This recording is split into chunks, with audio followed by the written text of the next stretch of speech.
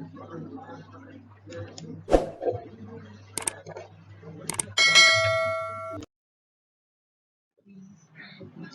Assalamualaikum. Kita berjumpa lagi. Hari ini kita akan berbincang tentang soalan latih tubi yang berkaitan dengan pembangunan insan iaitu jati diri. Okey, kalau pelajar lihat jati diri, untuk hasil pembelajaran jati diri ialah pelajar kena mengenal pasti jati diri mulia yang ada dekat dalam pembangunan masyarakat ataupun pada orang kata diri ataupun seseorang yang ada dekat dalam masyarakat tersebut. Okey, jadi kita tengok ni soalan yang berkaitan dengan jati diri ada 8 semuanya yang kita akan bincangkan pada hari ini. Okay, soalan yang pertama, jati diri merupakan tonggak pembangunan sasiah. Berdasarkan jati diri Sultan Mahmud Shah dalam teks Suratul Salatin Sejarah Melayu, sejauh manakah jati diri boleh membawa kepada pembangunan sasiah? Okay, jadi di sini kita lihat soalan dia berkehendakkan jati diri yang ada pada Sultan Mahmud. Yang boleh membawa kepada pembangunan sasiah. Jadi di sini kita nak tengok jati diri Sultan Mahmud yang positif lah yang boleh membawa kepada pembangunan sasiah.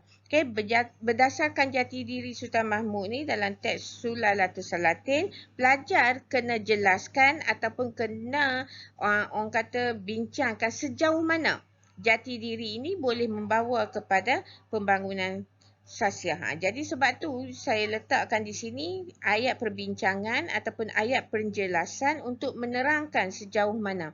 Yang ketiga, kita tengok ada ayat contoh yang berkait dengan Sultan Mahmud dalam teks Suratul Salatin dan akhir sekali ayat kesan yang ada kaitan dengan pembangunan sasiah. Jadi di sini kalau dalam nota pelajar boleh lihat pada muka surat 59 ada jawapan dia dan contoh peristiwa pada muka surat 40. Dalam skema percubaan yang diberi juga ada iaitu pada muka surat 2 dan muka surat 3.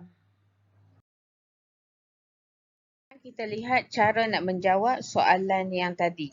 Kita tahu jati diri ni kita boleh tengok pada definisi konsep dia iaitu memiliki kepribadian yang utuh, istimewa dan orang kata unik.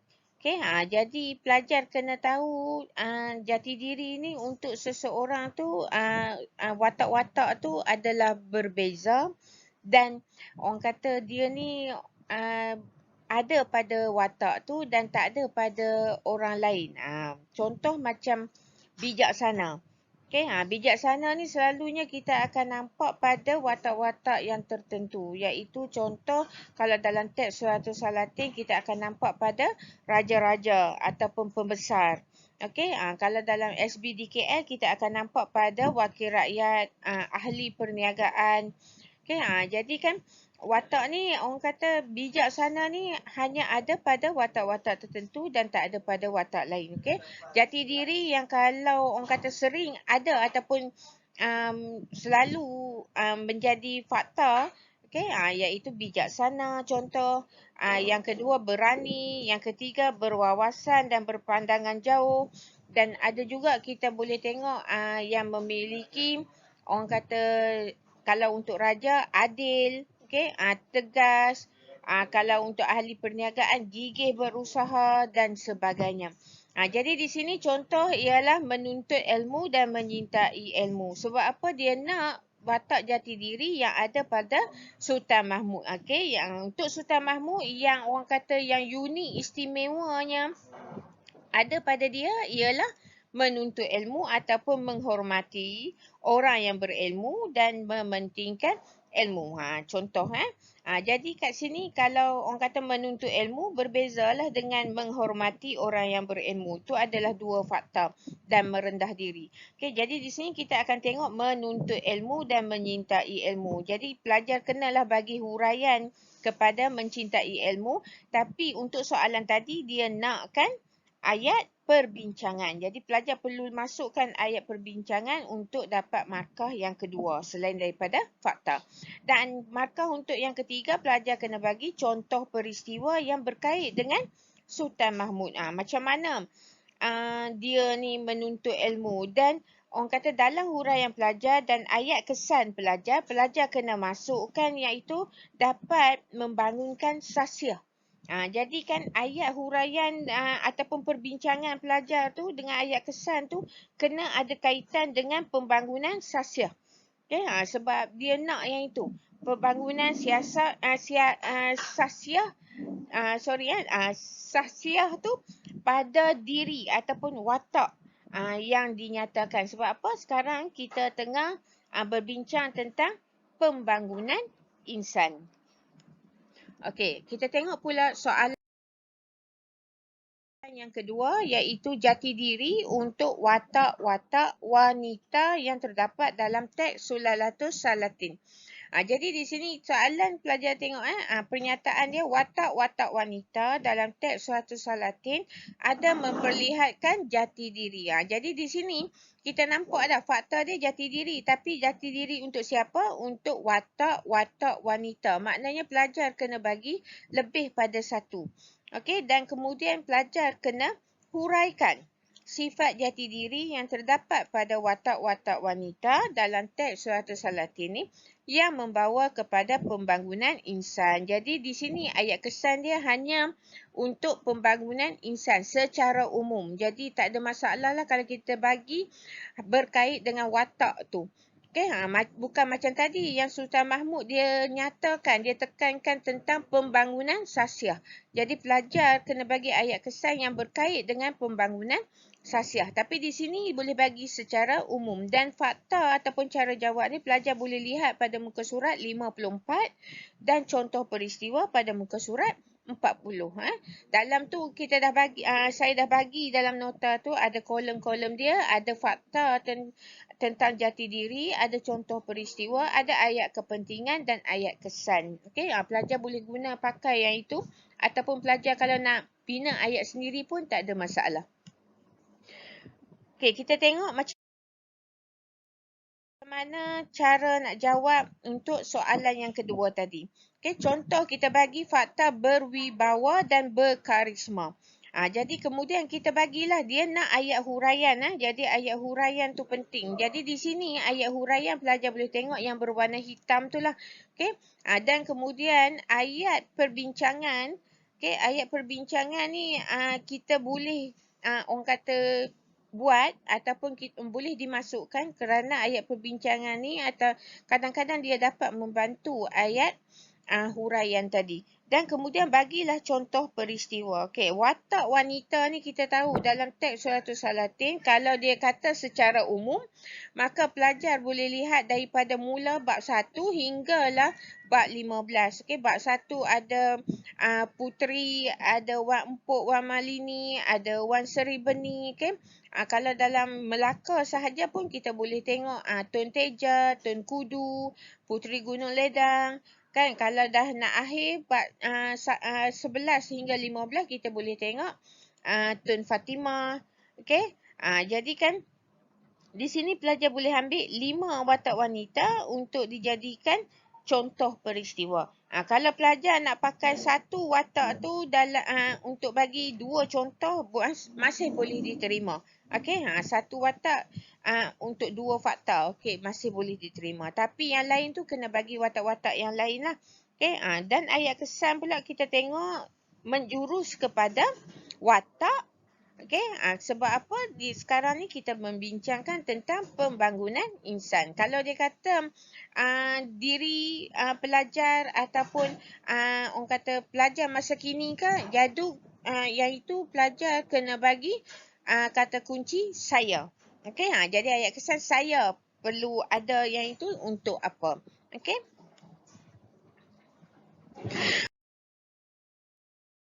Okey, soalan yang ketiga. Kita boleh tengok jati diri merupakan asas penting dalam pembangunan insan berdasarkan watak rahim.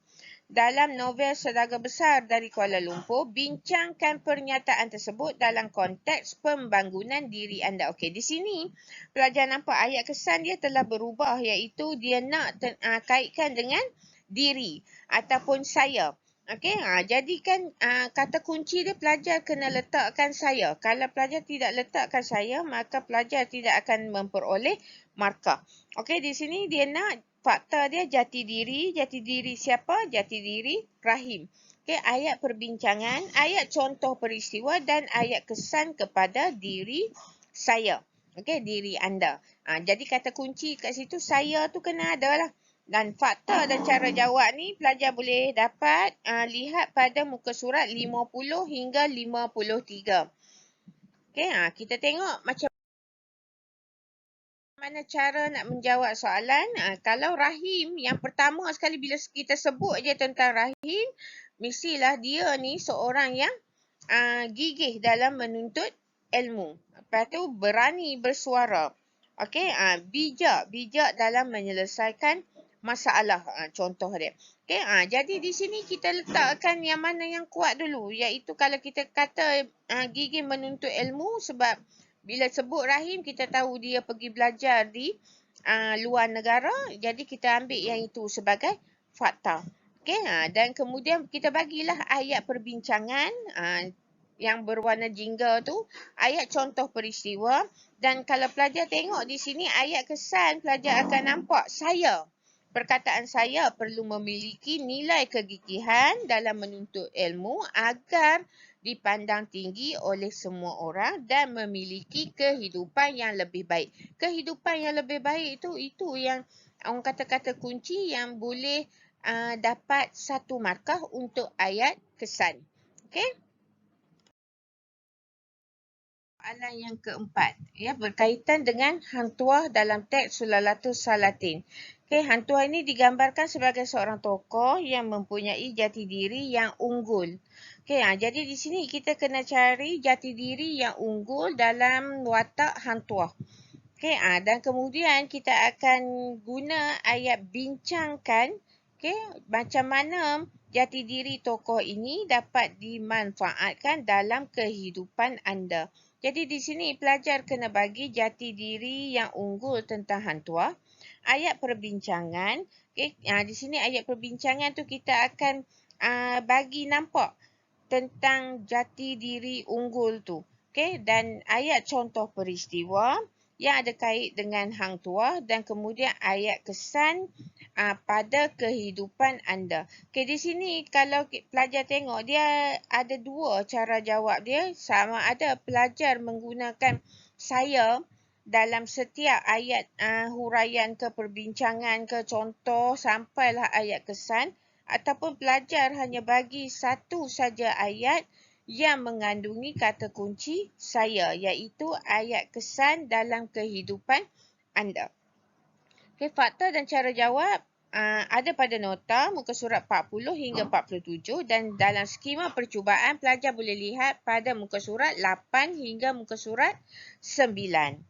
Okay, kita tengok macam lihat contoh ataupun cara menjawab soalan yang tadi tentang Hang Tuah. Okey, contoh kita dah tahu fakta dia ialah taat setia kepada raja. Sebab bila kita dengar je Hang Tuah, nama Hang Tuah, kita tahu dia ni seorang yang taat kepada raja.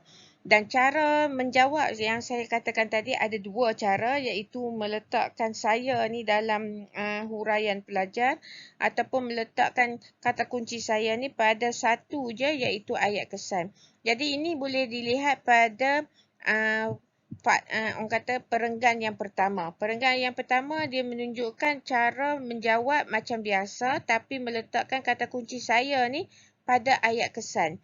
Okey, pelajar akan dapat markah yang penuh juga kalau pelajar menulis dengan cara ini. Ataupun pelajar nak menggunakan kata kunci saya dalam setiap huraian pelajar termasuklah ayat kesan seperti yang ditunjukkan pada perenggan yang kedua. Okey, masih juga diterima. Okey, jadi huraian pelajar ni boleh menjurus kepada kedua-dua ni. Okey, sama ada yang perenggan pertama ataupun perenggan yang kedua. Janji pelajar memberikan apa yang dikehendaki oleh soalan, iaitu ada ayat fakta, ada ayat perbincangan, ada ayat contoh peristiwa dan ayat kesan yang dikaitkan dengan diri anda ataupun kata kunci dia saya. Okey. Okey, seterusnya kita lihat soalan 5 iaitu jati diri melahirkan insan yang disanjung tinggi. Okey, bincangkan pernyataan tersebut berdasarkan teks Sulalatus Salatin Sejarah Melayu. Okey, jadi di sini pelajar lihat jati diri dia nak yang ada pada orang kata teks Sulalatus Salatin. Jadi watak-watak yang dalam teks Sulalatus Salatin. Tapi huraian dia akan menjurus kepada insan yang disanjung tinggi. Okey, dalam ayat perbincangan pun kita akan nampak kata jati diri ni dapat melahirkan insan yang disanjung tinggi dan begitu juga dengan ayat kesan. Okey, ayat kesan tu kita akan nampaklah disanjung tinggi tu. Ya, tapi pelajar tak boleh guna perkataan disanjung tinggi tu. Pelajar kena cari perkataan yang ada kaitan dengan disanjung tinggi. Okey, dan ini pelajar boleh lihat cara jawab dalam muka surat 40 hingga 47 dan pada skema pelajar boleh lihat 7 hingga muka surat 7 hingga 9 ya. Skema percubaan bagi soalan-soalan negeri lah. Ya, negeri-negeri yang saya nyatakan sebelum ini. Okey, dan contoh peristiwa pelajar juga boleh lihat pada muka surat 7. Okey, sekarang kita akan lihat cara macam mana nak menjawab soalan tersebut. Okey, kita bagi fakta, contoh kita bagi fakta bijaksana dan kemudian kita akan terangkanlah macam mana bijak tu. Okey, dan kemudian kalau pelajar nak bagi ayat huraian dengan ayat kepentingan tak ada masalah, boleh bagi. Tapi di sini kita akan lihat ayat contoh peristiwa dan perbincangan. Sebab apa? Dia suruh bincangkan untuk bagi nampak disanjung tinggi tu. Okey. Kebijaksanaan Sultan Mansur Shah melantik Tun Perak menjadi bendahari menjadikan Melaka sebuah negara yang maju dan baik dari segi pentadbirannya. Okey. Jadi orang kata pelajar boleh tengok dekat sini ayat dia akan nampak menjurus kepada orang kata menjurus kepada disanjung tinggi. Bila pentadbiran tu hebat, maka Sultan Mansur Shah ni akan dipandang tinggi ya ataupun dihormati oleh orang lain dan negara-negara lain. Okey, jadi kebijaksanaan sultan ni perlu diikuti oleh pemimpin agar lahir rasa taat dan kagum kepada pemimpin tersebut ataupun kepada baginda. Okey. Kita lihat soalan yang seterusnya iaitu soalan yang ke-6. Okey, dan soalan-soalan yang ada yang tadi yang saya kata kita akan bincangkan 8 tu ada soalan dia yang sama. Jadi saya telah kenal pasti dan kita akan bincang pada masa sekarang ni sampai 7 saja. Sebab apa? Soalan yang satu lagi tu adalah soalan yang sama dengan soalan yang telah kita bincangkan daripada mula sampailah sekarang dan sat lagi. Okey. Jadi di sini soalan yang ke-6 dia kata Sultan dan Pembesar Melaka antara tokoh yang mempunyai jati diri yang unggul di Melaka seperti yang tergambar dalam teks Sulalatus Salatin Sejarah Melayu. Bincangkan bagaimana jati diri tokoh-tokoh ini dapat diterapkan dalam kehidupan anda. Jadi di sini belajar lihat sama juga macam yang tadi dia tanya tentang jati diri Sultan dan Pembesar.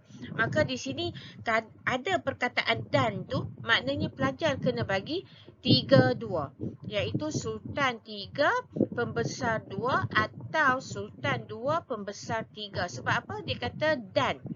Kalaulah soalan tanya Sultan atau Pembesar Melaka, maka pelajar kena pilih salah satu sama ada nak menjawab Sultan ataupun Pembesar.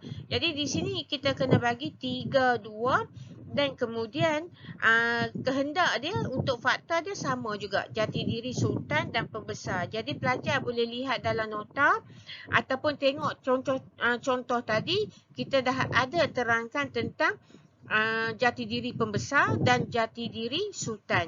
Jadi pelajar boleh ambil ayat-ayat ataupun fakta-fakta tersebut, cara hurai tersebut untuk dihuraikan dalam soalan ini. Sebab apa? Sama saja.